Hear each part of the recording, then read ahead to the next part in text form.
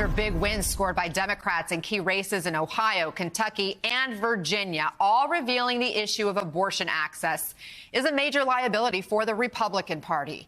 NBC's Priscilla Thompson is in Ohio, where voters enshrined abortion rights into that state's constitution. Gary Grumbrock is in Virginia, where the issue led to a blue wave in the state house.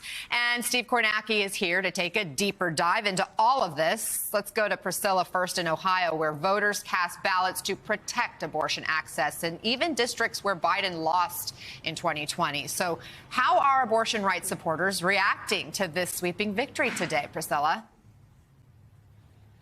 Yeah, Anna, I was in that room with abortion access supporters as that news came out, and it erupted in cheers. There were a lot of hugs, a lot of tears. These are the folks who had been organizing on the ground in Ohio for months. They spent yesterday knocking doors up until polls closed. And I want to play some of the conversations and the reactions that I heard from them last night.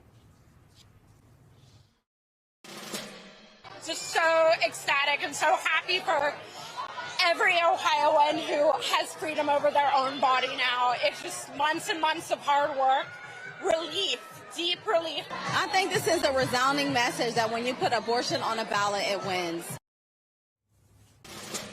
And the other message I heard from them is that they are going to stand with other states where abortion is on the ballot coming in 2024, tell them about their messaging, about their organize, and how they can see wins there, too. And I also want to note that we are hearing from anti-abortion advocates as well today, saying that this decision is heartbreaking, but also saying they're going to continue to fight. One of them said they waited 50 years and fought 50 years for Roe versus Wade to be overturned, and they will continue to fight this. Anna? Gary, Virginia Republicans, of course, wanted to get total control there in Richmond, but instead Democrats held the Senate. They flipped Virginia's House of Delegates. And again, the abortion issue may have played a big role here, too, right?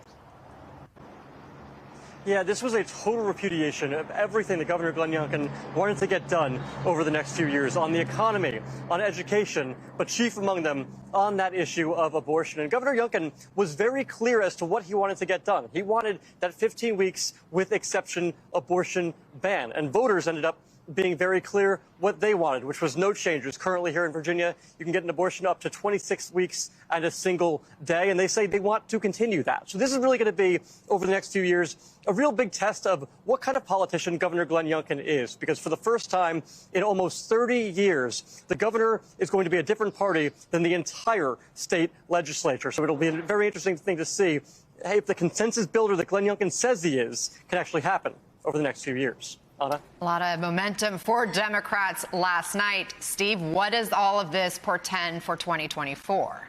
Yeah, I think there's a couple things to look at when you say what happened last night. What does it mean for 24? Number one is just simply you look at that ballot measure in Ohio that passed on abortion, and you look at the very specific language that was in there, because there have been a couple other state initiatives since the fall of Roe v. Wade that have been pushed through by abortion rights supporters that were a little different than what you saw in Ohio last night. For instance, in California and Vermont, two deeply blue states last year, they simply put the right to abortion in the state constitution with no limiting language. There was limiting language in this ballot initiative in Ohio last night. It said right to an abortion is in the state constitution, and the ability of the legislature to restrict that right after the point of fetal viability, about 22, 24 weeks, was also part of this. I think that was a nod politically to Ohio being a reddish state, once a swing state, where maybe the sense of supporters of this was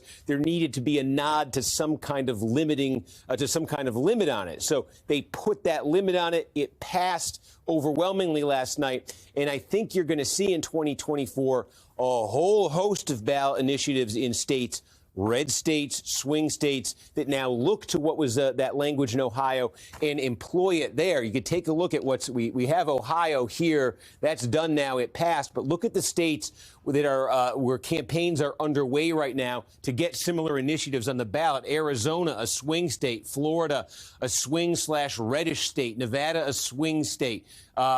South Dakota, a red state here.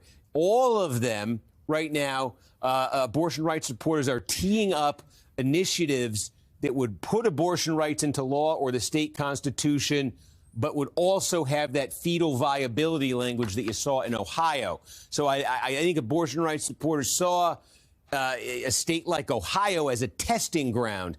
Can you, in a red state, in a swing state, if you give that nod to a limit late in the pregnancy, is it going to be easier to pass? I think they conclude yes, and I think they're going to try to roll that into a bunch of other states next year. I think the other thing to keep in mind that's interesting is if you looked at Virginia, all the states last night, really, the turnout relative to 2019 was down in Virginia, in Kentucky, and in Mississippi.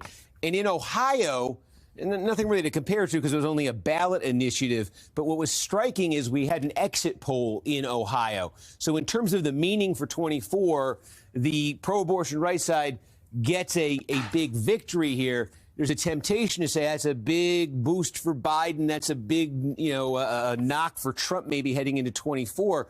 We did do an exit poll in Ohio, and I think we found two things of interest. Number one, asking people who they voted for in 2020, Trump or Biden, remembering that this was a state that Trump won by 8. The exit poll actually said the electorate said they voted for Biden by 2 points. So I think there's some evidence that Democratic voters were more motivated on this issue, more motivated to turn out. I think that's been a feature of recent special elections. Extra high Democratic participation, but there's some indication that when you look to 2024, the folks who are not voting in elections like last night and off-year elections, when you expand the electorate like that, it gets a little more Trump friendly and it offsets it. So I think that's the caveat you should take from a race like this when you start looking ahead to 2024.